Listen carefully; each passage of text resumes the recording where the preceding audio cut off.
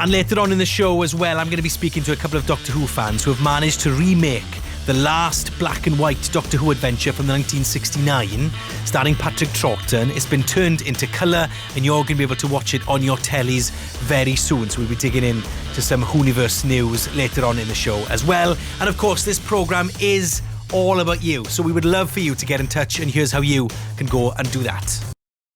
Throwing ahead to the next hour of the show before 12, we're going to be heading to the Whoniverse as another classic example of Doctor Who turning an old episode from black and white into colour is happening this Christmas period. You'll be able to watch it very soon, and we're going to be chatting to the team behind it. So I'm asking you, the Whovians out there, to let me know, are you excited about bringing some of the old classic stories back? Do you like it when they turn from black and white into colour? Let us know your thoughts on that. 85058 is the number you can text, or you can call free on 0885 909 693.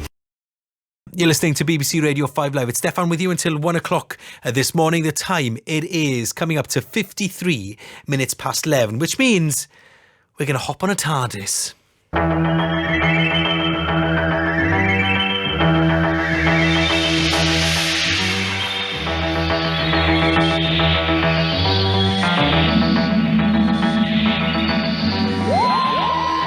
Now, for all you Whovians out there, you will recognise that Doctor Who theme is from the 60s. It's not the modern one, it's the one from the 1960s, because the last Doctor Who adventure to be broadcast on TV in black and white has been remade into colour. The War Games, which was a 1969 10-episode epic, and the swan song for Patrick Troughton as the second Doctor, well, it's been turned into a 90-minute film, which is going to be screened on BBC4 and on the BBC iPlayer tomorrow. And it's been colourised by a team led by Doctor Who superfan Rich Tipple, and I'm delighted to say that we can chat to Rich now alongside Mark Ayres, as well as sound designer and composer who cleaned up, enhanced and rescored the soundtrack. Rich and Mark, thank you very much for being with us tonight.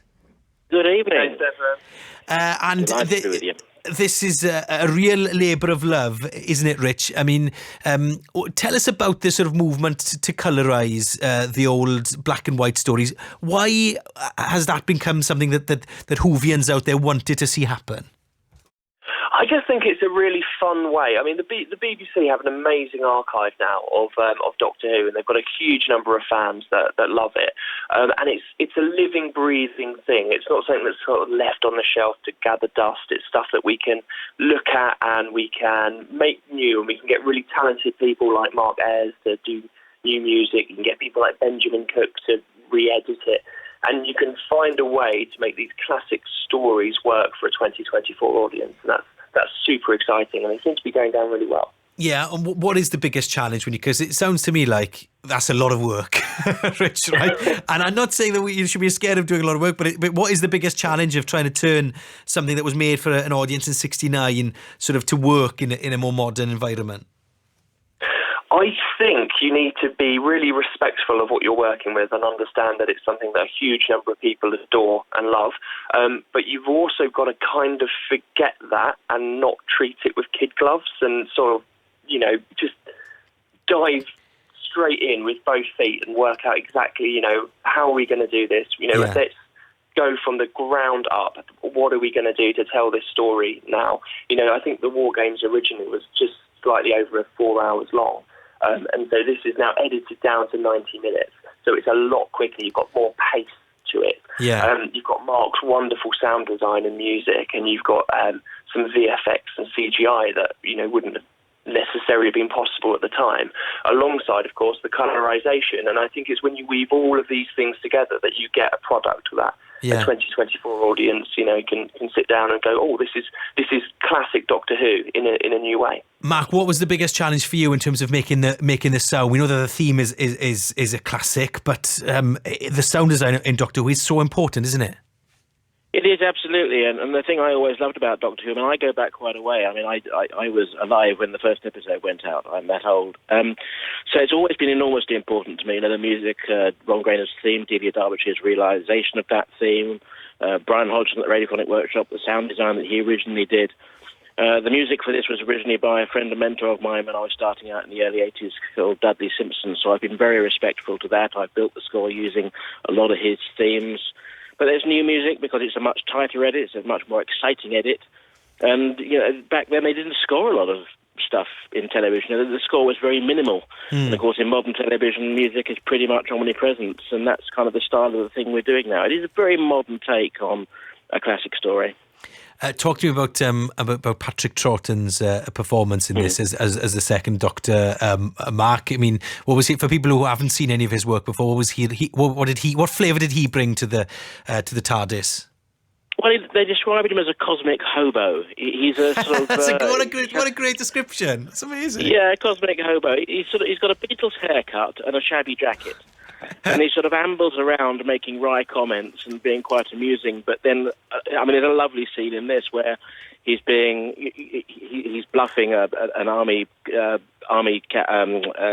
prison guard, and he is being desperately serious, but also desperately disrespectful at the same time. And it's fascinating to watch Patrick. They're blooming good actors, I have to say. And I think one of the things we're doing these cut downs, and we did the Daleks one last year as well, is by cutting it down, we sort of distill all the great bits, and you can really see how good these people were and how good these programs were. The script's great. Yeah, and Rich, so this is obviously for the fans of Doctor Who, but you're hoping to bring in a new audience with it as well? I hope so. I mean, that would be wonderful, wouldn't it? I think, just to jump on what Mark was saying there, I think, Patrick Troughton is often cited as the first sort of modern Doctor Who, and certainly a lot of actors that have become the Doctor since then have led into his way of doing things. Yeah. So I think that, even if you were only familiar with a handful of modern Doctor Who stories, I think you could watch this and absolutely recognise Patrick Troughton as the Doctor and enjoy what he brings to it. He is magic, and there's a twinkle in his eye, and I do think kind of adding colour it allows you to see that performance in a way that feels a little bit fresh.